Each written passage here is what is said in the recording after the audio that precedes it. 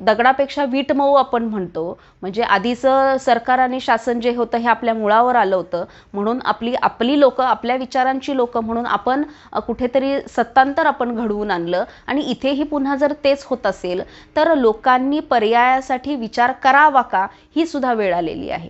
आणि पर्यायासाठी जर विचार करावा असं जर असेल तर तो पर्याय नक्की काय, कोणता आणि कशा पद्धतीचा असेल हा सुद्धा विचार आत्ता होणं गरजेचं आहे.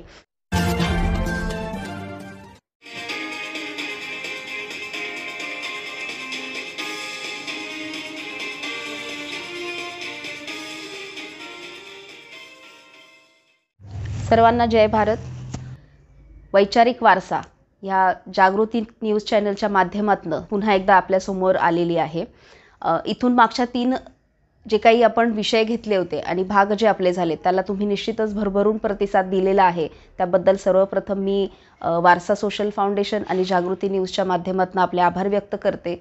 पण इथून पुढे जे सदर आहेत तर त्याला फक्त काही मेसेज, कमेंट नुसती जय जिजाऊ, जय भीम किंवा अशा करण्यापेक्षा आपलं मत त्या विषयावरती काय आहे किंवा जर आपल्याला प्रश्न त्यावरती काही असतील तर ते आपण तिथे मांडावी, ही मी एक नम्र विनंती आपणा सर्वांना करते. सध्या जे काही प्रकरण चालू आहे, म्हणजे हे प्रकरण खरं तर सुरू झालं महाराष्ट्रामध्ये अंबानी हाऊसपासून आणि आत्ता संपूर्ण जे महाराष्ट्र याच्यामध्ये, मला असं वाटतं की भारत म्हणता येईल, खरं तर देशच संपूर्ण ढवळून निघाला आहे ह्या विषयावरनं. आणि एक दर आठवड्याला म्हणाल तुम्ही किंवा काही दिवसांच्या अंतरावरनं एक कॅरेक्टर त्याच्यामध्ये ॲड होत चाललेलं आहे. जसं आपण सुशांतच्या जी त्यांनी आत्महत्या केली होती त्या प्रकरणात आपण पाहिलं होतं. खरं तर हे सगळे विषय कुठेतरी प्रमुख जे मुद्दे असतात, लोकांचे जे विषय असतात, याच्यापासून कुठेतरी आपल्याला विचलित करण्यासाठी आणि त्याच्याकडे दुर्लक्ष होण्यासाठी ह्या खरं तर घडामोडी घडून आणल्या जातात. आता असं म्हटलं जातंय की महाराष्ट्राचं जे सरकार आहे 3 पक्षांचं, हे कुठेतरी अस्थिर करण्यासाठी आणि हे पाडण्यासाठी हे सगळे प्रयत्न भाजपच्या वतीने सुरू आहेत. तर आपण सगळ्या बाजू खरं तर तपासून घेणं गरजेचं आहे. आज देशामध्ये सगळं जे काही चाललेलं आहे, आज ज्या चळवळी देशामध्ये उभ्या आहेत, शेतकरी आंदोलन त्याच्यामध्ये असेल, कष्टकऱ्यांचं आंदोलन असेल, विद्यार्थ्यांचं आंदोलन असेल, हे सगळं प्रमुख स्थानी केंद्रामध्ये जे सरकार आहे हे त्याच्याभोवती फिरत आहे. आणि केंद्रामध्ये जे शासन करतायत, आपण मोदी आणि शहा आहेत, तर यांचं जे काही सगळं काही वलय त्यांचं फिरते, हे सगळं आपल्या देशातल्या प्रमुख व्यापाऱ्यांच्या भोवती फिरते आणि त्याच्यामध्ये प्रामुख्याने आहेत ते अंबानी आहेत. आणि अंबानी हाऊसच्या इथे जी काही स्फोटकांची गाडी सापडली आहे, तर याच्यावरनं हे सगळं राजकारण महाराष्ट्रामध्ये सुरू आहे आत्ता सध्या.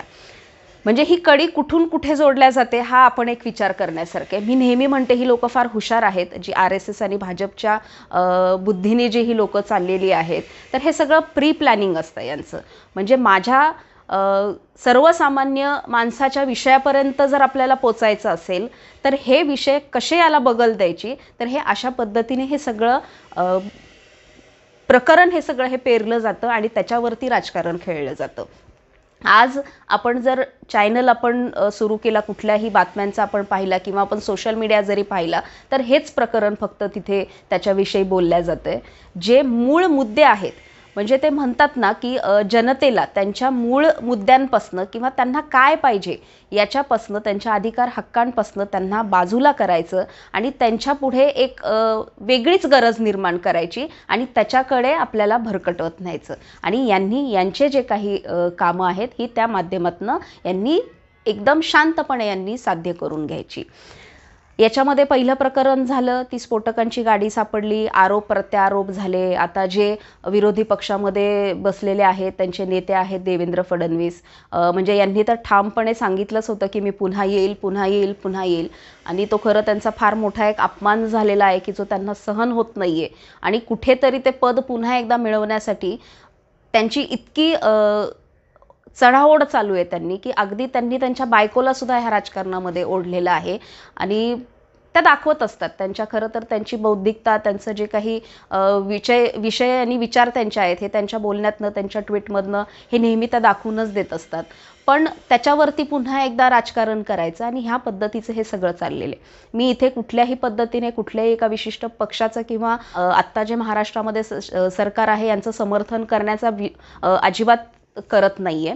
पण सांगायचा मुद्दा हा आहे की आज विरोधी पक्षामध्ये भाजप बसला आहे म्हणून ते आत्ताच्या सरकारवरती ते आरोप आणि प्रत्यारोप यांची सुरू आहेत आणि कशा पद्धतीने ह्या सगळ्या गोष्टी व्यवस्थित घडून येऊ शकतात किंवा हे राजकीय जे काही शासन हे जे काही करतायत लोकांच्यासाठी किंवा ह्या ज्या काही 100 कोटींचा किंवा जो काही विषय चाललाय हा कशा पद्धतीने व्यवस्थित हाताळला जाऊ शकतो हे माजी मुख्यमंत्री देवेंद्र फडणवीस हे सांगतायत. पण देवेंद्र फडणवीस हे सुद्धा शासनामध्ये होते 5 वर्ष ते राज्याचे मुख्यमंत्री होते, ते गृह खाते त्यांच्याकडे होतं. त्याच्यामुळे ह्या सगळ्या गोष्टी कशा पद्धतीने पार पडत असतात हे त्यांनाही चांगलं माहिती आहे. त्याच्यामुळे त्यांनी त्यांच्या कार्यकाळामध्ये जे काही केलं नाही हे ते इतरांना हे ते सांगू शकत नाहीत. हे सगळ्यात पहिलं त्यांनी लक्षात घेणं गरजेचं आहे. आणि मला असं वाटतं की बातम्यासुद्धा 2-3 दिवसापूर्वी होत्या की बऱ्याच ठिकाणी आता अशी चर्चा आहे की पुन्हा एकदा देवेंद्र फडणवीस लवकरच मुख्यमंत्री महाराष्ट्राचे होणार आहेत. म्हणजे ह्या सगळ्यावरनं आपल्याला हे समजू शकतो आपण की फक्त अस्थिरता निर्माण करायची. आज आपण बरेचसे सर्वसामान्य आपण लोक पाहतो की लॉकडाऊन करायचा की नाही याच्यावरती सुद्धा चर्चा होतात. आता मी पुण्यात आहे, पुण्यामध्ये कॉर्पोरेशनमध्ये जे आहे ही सत्ता ही भाजपची आहे. राज्यामध्ये शिवसेना, काँग्रेस आणि राष्ट्रवादी यांची सत्ता आहे आणि केंद्रामध्ये पुन्हा एकदा भाजप आहे. म्हणजे यांची फक्त वरचढ ही चालू आहे की कुठेतरी लॉकडाऊन करायचं एका सरकारने म्हणायचं, जिथे स्थानिक जिथे दुसरं कुणाचं तरी शासन आहे त्यांनी नाही करायचं म्हणायचं. म्हणजे यांच्या कुठेतरी वर्चस्ववादामुळे सामान्य लोकांचे कुठेतरी इथं हाल होत आहेत. हे ह्या लोकांच्या लक्षात येत नाही का की पक्ष कुठलाही असला, राजकारणी कुठलाही असला, यांना लोकांच्या एकतर मृत्यूची म्हणजे ही त्यांना फक्त संख्या असते, एकतर त्यांना सर्वसामान्यांनी जनतेचं खरं तर काहीच घेणं नाही आहे. जो तो आपली पोळी भाजून घेण्यासाठी किंवा आपली पाठराखण करण्यासाठी जो तो इथे धडपडत असतो, त्यांना इतर लोकांचं किंवा सर्वसामान्य जनतेचं काहीच घेणं राहिलेले नाही आहे. हेच त्याच्यातनं दिसून येतं. काल कुठेतरी वाझे हे नाव चर्चेत होतं, आज कुठेतरी परमसिंग नाव जोडल्या गेलेलं आहे. त्यांच्याबरोबर गृह खातं जे अनिल देशमुख साहेबांकडे आहेत त्यांचं नाव जोडल्या गेलेलं आहे. त्यांनी राजीनामा द्यावा की त्यांचा राजीनामा घ्यावा, म्हणजे नाही त्या नको त्या ज्यांना फार महत्त्व नाही आहे अशा विषय रोज त्या TV चॅनलच्या माध्यमातून आपण ज्याला चौथा स्तंभ आपण खरं तर म्हणतो की ज्यांनी सत्य त्यांनी बाजू मांडली पाहिजे, दाखवली पाहिजे, पण त्यांना हाताशी धरून त्यांच्या माध्यमातनं सतत आपल्यावरती हे विषय आणि ही चर्चा बिंबवून आपल्याला आपल्या मूळ मुद्द्यांपासून किती दूर भरकटवल्या जातंय हे आपल्यासुद्धा लक्षात येत नाही. हळूहळू आपण सुद्धा ह्या गोष्टींमध्ये आपण रस घ्यायला लागतो. मी मागच्याच सदरामध्ये सांगितलं होतं की शेतकऱ्यांच्या आंदोलनाविषयी मी बोलले होते. आठवडाच झाला आहे, बँका बंद होत्या, बँकांचे आंदोलन झाली आहे, तो विषय मागे पडला. म्हणजे आपल्याला नवीन विषय आपल्याला चघळायला मिळाला की आपण मूळ जे खरं विषय आहेत, जिथे आपण सुद्धा सर्वसामान्य म्हणून आपल्यालाही त्याचा त्रास होतोय, भारताचे नागरिक म्हणून आपल्यालाही ज्या गोष्टी सहन कराव्या लागतात आपण सुद्धा त्या कानामागे कुठेतरी टाकत जातो. याच्यामध्ये कोण सत्य आहे कोण असत्य आहे हे वेळ आणि काळ ठरवणारच आहे. कारण सत्य हे कधीच लपत नाही. सत्य आज नाही तर उद्या लोकांच्या समोर येतं आणि ते येईलच. पण सध्याची जी परिस्थिती आहे की अशा परिस्थितीमध्ये लोकांसाठी काय करणं गरजेचं आहे. आज तरुण बेरोजगार आहेत, अनेकांचे वर्षभरामध्ये व्यवसाय त्यांचे ठप्प झालेले आहेत, शैक्षणिक अडचणी आपल्यासमोर आहेत, आरोग्याच्या अडचणी आपल्यासमोर आहेत. ह्या सगळ्या विषयांमध्ये आपण दुर्लक्ष करत चाललेलो आहोत आणि जे प्रस्थापित आहेत यांच्याच भोवती फिरणारे जे मुद्दे आहेत किंवा जे विषय आहेत हेच फक्त कुठेतरी मांडल्या जात आहेत. आपण एक गोष्ट लक्षात घेणं आहे की शासन आणि प्रशासन हा आत्ता यांच्यातला वाद आणि मुद्दा सुरू झालेला आहे. म्हणजे जे शासन करतायत त्यांना प्रशासक सांभाळता येत नाहीये किंवा त्यांच्यावरती दबाव नाहीये, ह्या अशा गोष्टी ह्या ज्या आहेत आणि ह्या त्यांच्या खरं तर अंतर्गत आहेत. याचा कुठल्याही पद्धतीचा परिणाम किंवा जो काही याचे पडसाद आहेत हे जनतेवरती खरं तर त्याचा परिणाम चुकीचा जो आहे हे होणं अपेक्षित नाहीये. शासन हे त्याच्या पद्धतीने त्याच्या प्रकारानेच चाललं पाहिजे. भाजपनी तर खरं तर ह्या गोष्टींवरती बोलणं अपेक्षित नाहीये. सत्ता त्यांनीही उपभोगली आहे आणि आत्ताचं शासन आहे तेही सत्ता उपभोगतायत. विरोधी पक्ष हा सुद्धा एक सक्षम पक्ष असतो की ज्यांना सरकार आत्ताचं जे आहे हे जर व्यवस्थित पद्धतीने काम करत नसेल तर त्यांना तिथे त्यांच्या विरोधात मत मांडता येतं, कशा पद्धतीने लोकांसाठी आपण कार्य करू शकतो हे ते तिथे सांगू शकतात. पण हे असं कुठेही घडताना दिसत नाही. मतांतर प्रत्येक बाबतीत आपल्याला दिसतात. त्यावरती पवारसाहेब काय निर्णय घेणार आहेत किंवा उपमुख्यमंत्री अजितदादा आहेत हे त्यावरती काय बोलणार आहेत यामध्ये लोकांना जास्त रस आहे. आणि मला असं वाटतं की आपण सुद्धा सर्वसामान्य म्हणून कुठेतरी आपली जी महत्त्वाचे मुद्दे आहेत हे लावून धरणं किंवा शासनाला वेगवेगळ्या माध्यमातून आपण सोशल मीडियावरती आपण आहोत, आपण अनेक जण लिखाण करतो, पेपरच्या माध्यमातून बरेच जण आपले मत मांडत असतात, अनेकांचे वैयक्तिक ह्या सगळ्या राजकारण्यांशी फार चांगले संबंध असतात. तर हे जनसामान्यांचे विषय त्यांना मांडायला लावणं किंवा हे विषय घेणं, हे सांगणं, हे त्यांच्यापर्यंत पोचवणं हे फार महत्त्वाचं आहे. फक्त चर्चा करणं किंवा ते घडवून आणणं म्हणजे अंबानीच्या घराच्या इथे स्फोटकांची गाडी सापडणं. आता मला वाटतं अंबानीचं जे काही अंबानी हाऊस आहे ते जगातलं 2 नंबरच्या स्थानावर असणारं सगळ्यात मोठं ते त्यांचं निवासस्थान किंवा ती काही जागा ती आहे. तर ह्या गोष्टी त्यांना का समजल्या नाहीत? म्हणजे एखाद्याला आपण नावं ठेवायची किंवा एखाद्यावरती आरोप करायचे म्हणून जर ह्या सगळ्या गोष्टी होत असतील, हळूहळू जे उघड होतच आहे आपल्याला दिसतंच आहे, जे काही कनेक्शन सगळे लागत आहेत की गाडी कुणाची आहे, काय आहे, कशी आहे. म्हणजे इथे आपण खरं तर फार आपण हुशारी दाखवतो की ते सगळे धागेदोरे जुळवत आपण तिथपर्यंत नेतो. पण हे सगळं करत असताना जी वेळ, जी ताकद, जी सगळी याच्यामध्ये जी यंत्रणा ही खर्च होते, ही इथे खर्च होण्यापेक्षा आणि अनावश्यक बाबींमध्ये आपण ती लावण्यापेक्षा जर आपण सकारात्मक कार्यांसाठी, ज्या खरं तर गोष्टींसाठी सत्ता ह्या लोकांकडे दिलेली आहे, संविधान जे आहे आपलं, संविधानानं जे अधिकार आणि हक्क यांना ह्या राजकारण्यांना किंवा ह्या पक्षांना त्यांच्या माध्यमातून जनतेसाठी करण्यासाठी दिलेले आहेत, जर ह्या माध्यमातून हे जर आपल्याला करता आलं तर हे योग्य राहणार नाही का?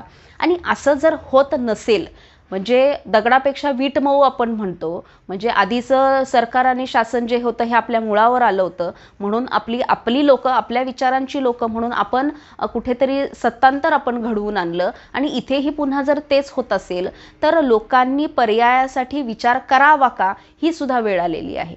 आणि पर्यायासाठी जर विचार करावा असं जर असेल तर तो पर्याय नक्की काय, कोणता आणि कशा पद्धतीचा असेल हा सुद्धा विचार आत्ता होणं गरजेचं आहे. कारण राजकारण याचं जरी वर्चस्व जास्त असेल तरी राजकारण हे समाजासाठी असतं, हे तिथल्या जनतेसाठी आणि तिथल्या लोकांसाठी असतं.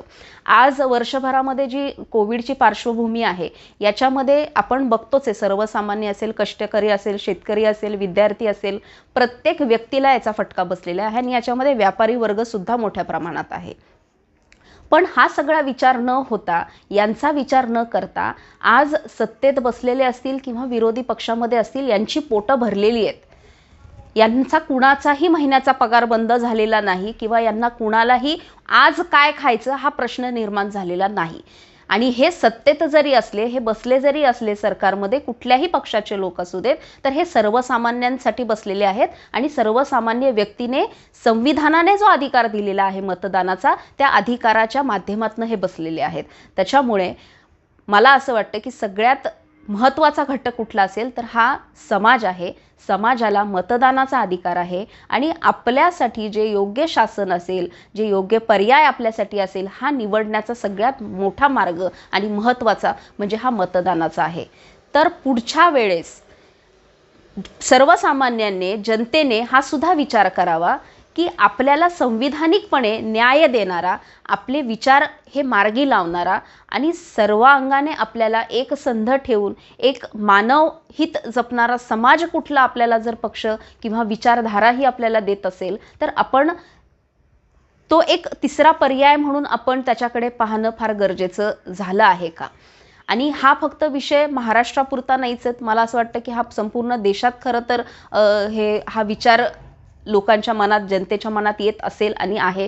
कारण ह्या विषयावरती अनेक जणांशी चर्चाही माझी झालेली आहे, अनेक माध्यमांतनं बऱ्याच जणांचं चाललेलं आहे. मला असं वाटतं की दिल्लीमध्ये सुद्धा मागच्या आठवड्यामध्ये पवारसाहेबांनी सुद्धा तिसरी आघाडी हा विषय याच्यावरती त्यांनी एक चर्चा त्यांनी केली होती. आणि पर्याय आहे, पण त्याच लोकांचा तिसरा पर्याय करायचा आहे की नवीन विचारधारा घेऊन नव्याने कुठल्या पक्षाची स्थापना अपेक्षित आहे, तर हे सुद्धा मत खरं तर मला असं वाटतं की जनतेतनं येणं फार आवश्यक आहे. त्याच्यामुळे हा मुद्दा फार महत्त्वाचा आहे आणि हा मी मुद्दा म्हणून इथे मी मांडतीये, कारण तुम्ही सर्वांनी याच्यावरती व्यक्त होणं अपेक्षित आहे. मी फक्त एकटीने बोलून किंवा 4 जणांनी बोलून उपयोग नाही, तर सर्वसामान्य आणि जनता म्हणून याला चर्चा याच्यावरती घडवून आणणं किंवा याच्यावरती मत व्यक्त होणं, याच्यावरती प्रबोधन होणं हे फार काळाची गरज मला असं वाटतं आता झालेलं आहे. कारण ह्याच पद्धतीने जर हे सरकार, हे शासन हे जर कार्य करत राहिलं तर कुठेतरी सर्वसामान्यांचे विषय हे असेच बाजूला होतील आणि फक्त प्रस्थापितांचेच विषय हाताळल्या जातील आणि एक तो ट्रेंड निर्माण झालेला आहे की कुप्रसिद्धीतनं प्रसिद्धी मिळवणं. म्हणजे कुठेतरी वाईटपणा झाला की त्याच्यातनं काहीतरी चांगलं घडतं, अशा पद्धतीचं हे सगळं वलय चालू आहे. हे सरकार असेल तर विरोधी पक्षात असलेलं सरकार ते कसं पडेल याचा विचार करेल, पुन्हा हे सत्तेत गेले की त्यांच्यासमोर जो पक्ष असेल तो कसा पडेल. म्हणजे यांना सत्ता महत्त्वाची आहे, सत्ता उपभोगणं हे फक्त यांचं ध्येय आहे. पण इथे कुठेही जनतेसाठी लढा देणं किंवा जनतेच्या प्रमुख प्रश्नांवरती काहीतरी मार्ग काढणं हे कुणालाही याच्यामध्ये त्याच्यामध्ये काही रस आहे आणि त्यांच्याकडनं त्यावरती काही होईल अशी अपेक्षा तरी आपल्याला सध्या दिसत नाहीये. त्याच्यामुळे सगळ्यात महत्त्वाच्या आत्ताच्या घडीचा जो प्रश्न आहे की तिसऱ्या एखाद्या आघाडीचा किंवा तिसऱ्या पक्षाचा किंवा एका संविधानिक जो न्याय समाजाला देऊ शकेल अशा एखाद्या विचारधारेचा किंवा पक्षाचा आपल्या राज्याला, आपल्या देशाला आवश्यकता आहे का, आणि जर असेल तर ती कुठल्या आणि कशा माध्यमातून किंवा कोण असावं हे मत आपल्या सर्वांमधनं अपेक्षित आहे. आणि हे आपण सर्वांनी मांडावं, त्याच्यावरती लिहावं आपण तुम्ही कमेंटमध्ये, ही अपेक्षा माझी ह्या सदरातनं आहे. आणि सध्याची जी राजकीय परिस्थिती राज्यात आणि देशात आहे ही तर घडीघडीला ही बदलतीये, बदलत चालली आहे, पण त्याच्यामध्ये कुठल्याही पद्धतीने जनतेला त्याच्यामध्ये काहीही साधनं त्याच्यामध्ये त्यांना उपलब्ध होताना दिसत नाही आहेत. तर ती जनतेच्या प्रती कशा पद्धतीने आपल्याला करून घेता येतील, ती कार्य आपल्याला सिद्धीस नेता येतील, हा प्रयत्न आपण सर्वजण निश्चितच मिळून करूयात. आणि इथेच खरं तर मी थांबते, पण पुन्हा एकदा मी जाता जाता आपल्याला विनंती करते की हे जे सदर आपण विचारांचं आपण जे प्रबोधन आपण सुरू केलेलं आहे, हा वारसा जो आपण पुढे नेत आहोत, हा जागृती न्यूज चॅनलच्या माध्यमातून आहे. तर मी विनंती करते आपल्या सगळ्यांना की हा चॅनल तुम्ही सबस्क्राईब करा, त्याला लाईक करा, त्याच्यावरती तुमच्या जे काही मत असतील ते तुमची कमेंटच्या माध्यमातून तुम्ही द्या. आणि त्याच सदरांमधनं मीही आपल्याशी संवाद साधत असते. तर वारसा सोशल फाउंडेशन्स ह्या माध्यमातून सुद्धा आपण समाजहिताचे आपण कार्य करत आहोत. तर त्याला सुद्धा आपलं पाठबळ जर काही आपल्याला देता आलं तर स्क्रीनवरती माझा नंबर तर तिथे आहेच, तुम्ही संपर्क साधू शकता, जागृती न्यूज चॅनलला साधू शकता किंवा मलाही आपण संपर्क करू शकता. हे सगळी चर्चा आणि हे प्रबोधन समाजामध्ये परिवर्तन घडवून आणण्यासाठी आपण करत आहोत. आणि प्रतिसाद तर आपण मला फोन मेसेजद्वारे देतच असता, तो खरंच एक सकारात्मक ती बाब आहे की मला नवीन नवीन आपल्या सगळ्यांच्या माध्यमातून काही आपण विषयांची माहितीही करून देता, माझ्याकडनंही आपण वैयक्तिक ती घेत असता. पण हे विषय कुठेतरी समाजामध्ये मोठ्या प्रमाणात प्रबोधन त्याचं होणं अपेक्षित आहे आणि आपणही याच्यामध्ये सहभाग तितकाच दाखवावा ही अपेक्षा आहे. आणि आज आपण इथेच थांबूया. जय जिजाऊ, जय भारत.